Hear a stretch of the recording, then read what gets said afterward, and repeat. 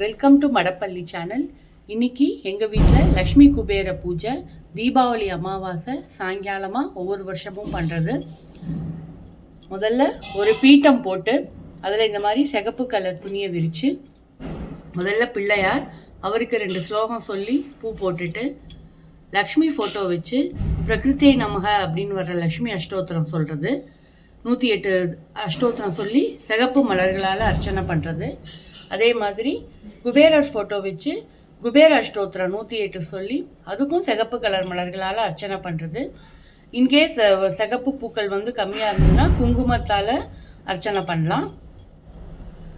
அதே மாதிரி நம்மள்ட்ட இருக்கிற கேஷை இங்கே வச்சுட்டு இந்த பக்கம் இந்த குபேர யந்திரங்க சொல்கிற குபேர நம்பர்ஸ் போட்டு இதுக்கும் குங்குமம், மஞ்சள், சந்தனம், பூ, அக்ஷதையால் அர்ச்சனை பண்ணிவிட்டு ஓம் யக்ஷாய குபேராயங்கிற ஸ்லோகத்தை சொல்லிவிட்டு அதுக்கும் இந்த மாதிரி சிகப்பு பூவால் அர்ச்சனை பண்ணணும். இதுக்கு பால் பாயசம், பழம் நைவேத்தியம் பண்ணணும் ஒயிட் கலரால். நீங்களும் இந்த மாதிரி ட்ரை பண்ணுங்கள். தேங்க்யூ.